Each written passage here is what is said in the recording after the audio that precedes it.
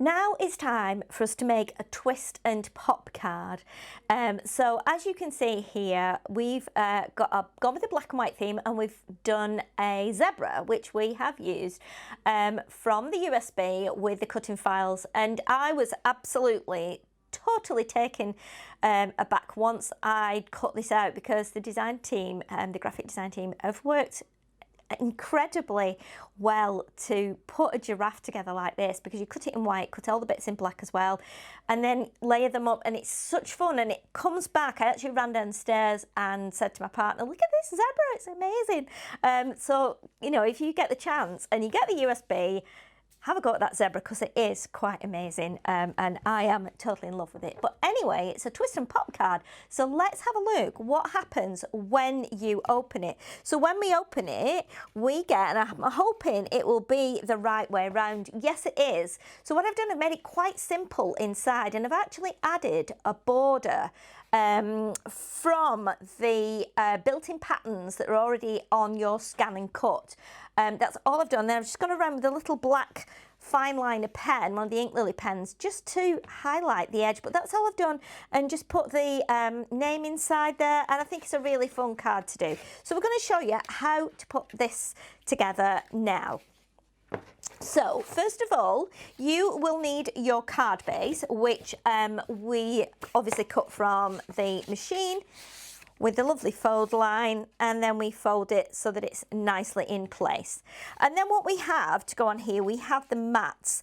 So on my original card, I've used the fancy, the kind of an upside down scallop, if you like. It's a fancy edge mat, so I've put that on my zebra card. But what I want to do with this one is I'm just doing plain rectangular mats, just to show you what the other options are. And there are lots of different options on all the projects. There's lots of different mats, and that's a really, really nice thing to have. If you're making a lot of these Kinetic cards, it's nice to have that option to change it around. Okay, so we'll stick our black mat on top, and then obviously you can decorate and embellish that at the front however you want to. Now I do need to remind you with this one that this is a tent fold card, so we need to have the fold at the top for this. So what we get next is we get the two panels for the mechanism. So you're going to see we have the rectangular piece with the 3 score lines. So this is what we've put the name on. So what we need to do is we need to actually do a valley fold, and then a mountain fold, and then a valley fold. So we're gonna get that kind of, again, concertina style piece, and we're gonna pop that to one side for now. Then you get your mechanism piece. Now this one is rectangle again, with a line across the middle, a perforation line, and 2 lines crossing over the middle. So what we need to do with these is we need to fold the long panel in the middle. So where the long line is, we go along the panel like that, and we do that as a mountain fold. And then the 2 diagonal lines, we do these as a valley fold. So one there and one across there. Okay, like that. So we've got our folds. Now what happens now is you need to push on these sections here. So you're almost making what looks like a dart, it's like an arrow. And that is kind of part of the mechanism. So what we need to do here now with this is we need to put this into the card. So we open the card up, and we need to pop this in the middle. So what I'm going to do is take a pencil, and I'm going to just use my mat to measure the card. So what I'm going to do, I'm going to go on inches. So it's just slightly, it's actually 7 by 5. So what I'm going to do is fold my card now inside out, because I want to find where the middle is. I'm going to use the inches up the mat here, and I'm going to find where the middle is. So we need to go to 3.5. So 1, 2, 3 and a half, which is there. Okay, So I've got a little pencil mark there. Now that gives me an idea as to where I need to place my panel, because this needs to go right up against that fold in the middle. So what we need to do, take the piece that you've just folded and put some glue on there, right to the edge, right to the corner. I'm going to stick that inside. I'm going to do it right up to that pencil mark that I've just done, so that it's in the middle like that. Okay, so I need to make sure that that's butted up right against that fold line there. Okay, so I'm going to just give that a minute because I need that to dry, and then we do repeat the same with this side, but I just need that to dry properly for a minute. So what we're going to do while that's drying, we're going to add some little mats onto here. So I've not done the fancy mats again because we've done the plain mat on the front of the card. I'm just going to put plain mats in here as well. And then we are going to add a second one, and we've got 4 made up, so we can put these nicely lined up in there.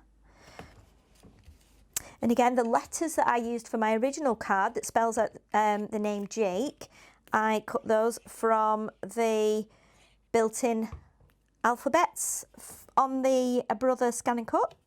So again, even if you've not got dies, anything like that, obviously with the Scan and Cut you can cut absolutely anything. Letters, numbers, whatever size you need. And I just really liked that font. I think it was quite a nice fun font, so that's why I used that one. I thought it was quite nice. Okay, so now we've got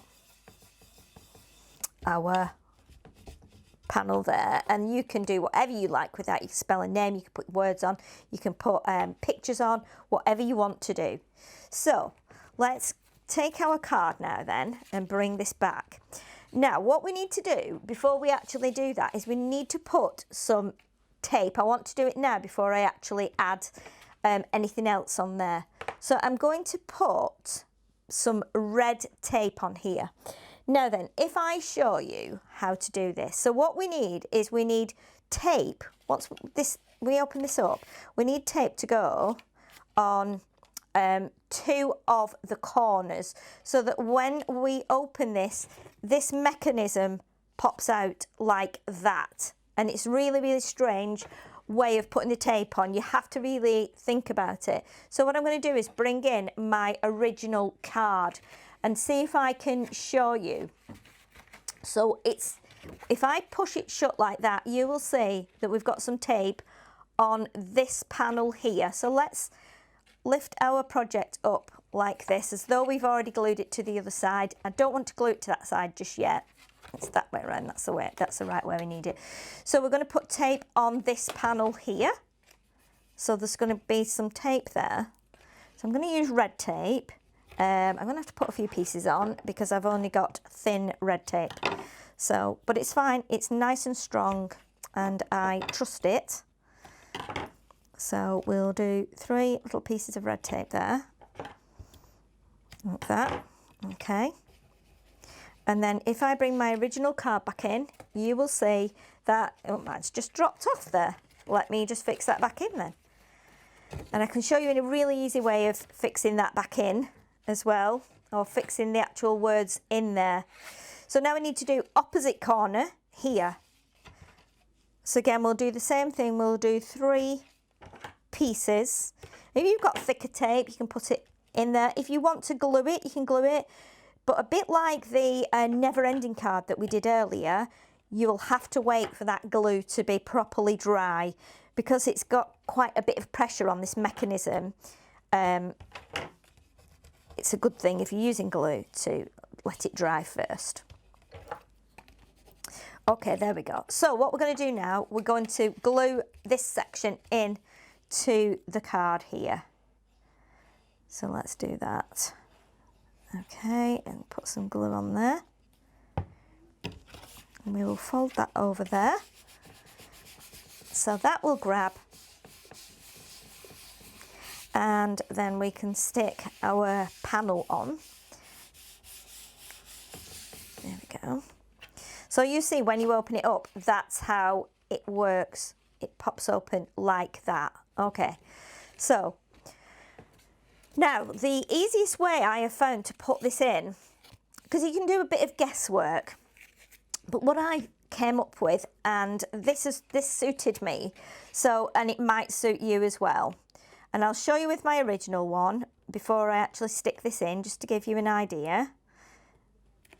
Very often with a never-ending card, it will be a narrow card. And then when you open it, it's not a never-ending card, sorry, the twist and pop card. When you open a twist and pop, very often it's a narrow card, and then your twist and pop section comes out and overhangs. But with this one, we've tried it with something different. We thought it'd be nice to do it in a bigger card, which has resulted in us having this. So if I close this gently and let you see how you can get this panel in here. If I do it on the overhead camera here so you can see it. When you shut your card up, it's this panel here that we are making at the minute needs to sit in the middle of the card. And also, if you let it lie towards the edge of the card like that, you'll find it's a little bit easier to stick down. So if I open it like that, I'm going to pop it up there out of the way. We don't need it for a minute. So we're going to take the tape off both pieces. And I wanted to explain this because I think this is the part, this is the actual twist and pop part, isn't it? And this is the bit that we need to get right. So what we're going to do is let's take our panel here. And if we start to close our card, what we need to do is we need to rest this piece on here and the other piece underneath. So I'm going to show you with this one because I want it to be right. So can you see now how it is? So we're going to stick this onto this panel here.